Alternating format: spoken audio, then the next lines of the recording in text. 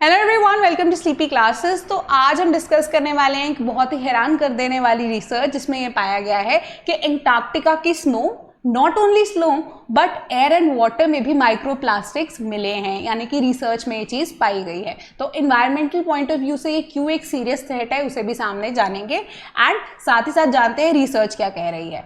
तो microplastics have been found in Antarctic snow and साथ ही साथ जो अलग अलग 3 या 4 जगहों से सैंपल्स कलेक्ट किए गए हैं, रिसर्चेज में ये पाया गया है कि अगर 1 लीटर ऑफ स्नो को अगर हम मेल्ट करते हैं इनटू वाटर तो उसमें 29 पार्टिकल्स ऑफ माइक्रोप्लास्टिक हमें मिलेंगे। So it is a serious issue that needs to be dealt with.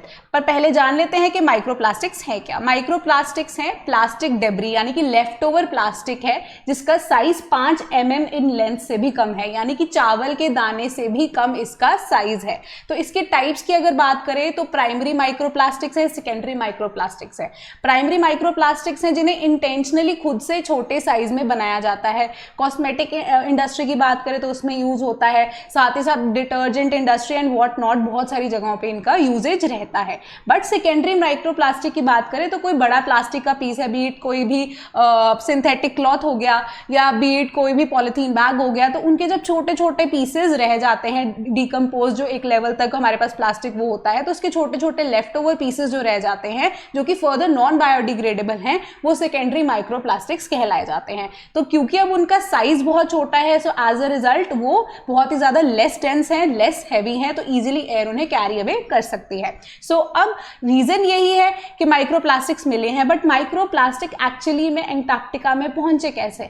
तो पहली चीज बट ऑब्वियस एयर, क्योंकि बहुत ज्यादा लेस डेंस है, आई टोल्ड यू ऑलरेडी, तो एयर से इजीली कैरी अवे हो सकते हैं इधर से उधर। दूसरी जगह ह्यूमन प्रेजेंस जो है उस वजह से भी ये वहां पे हो सकता है कि माइक्रोप्लास्टिक्स एंटार्क्टिका में मिले हो, क्योंकि जो रिसर्च स्टेशन आसपास बिल्कुल स्थापित किए गए हैं वहां की जब सैंपल लिए गए हैं वहां पे माइक्रोप्लास्टिक जो अवेलेबल है स्नो के अंदर that are very high as compare to जहां पे अभी ह्यूमन प्रेजेंस इतनी नहीं है। साथ ही साथ स्कैवेंजिंग भी एक रीजन हो सकता है, क्योंकि एयर के अंदर ऑलरेडी हमारे पास माइक्रोप्लास्टिक्स वहां पे अवेलेबल है।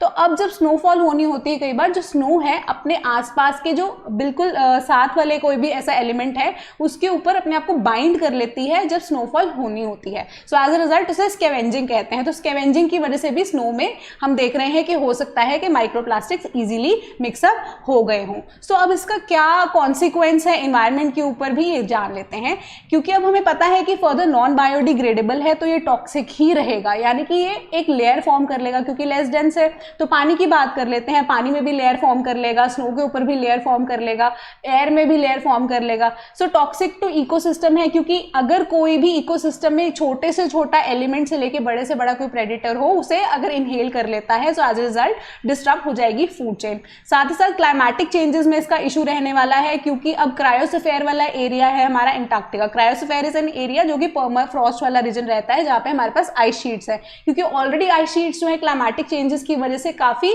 जल्दी से मेल्ट डाउन हो रही हैं। तो जो हमारे पास डार्कर माइक्रोप्लास्टिक्स अवेलेबल रहते हैं वो ज्यादा हीट को एब्जॉर्ब करके ज्यादा देर तक अपने पास रख सकते हैं। So as a result further जो है हमारे पास मेल्टिंग डाउन प्रोसेस में ये इंक्रीज करने में जो है इशू क्रिएट कर देगा। तो as a result faster melting of ice sheets again हो जाएगी, एक स्टेप हाई कर देगा उसे ये। And again after that inhalation हो सकती है किसी भी एनिमल के द्वारा and even humans as well जो वहां पे रह रहे हैं। So a serious issue that needs to be taken care of and साथ ही साथ इन्हें हटाने का भी कोई ना कोई जो है इनिशिएटिव गवर्नमेंट की तरफ से या किसी भी तरह की रिसर्च स्टेशन से सामने लाने की जरूरत है। सो आज के लिए इतना ही। Thank you so much.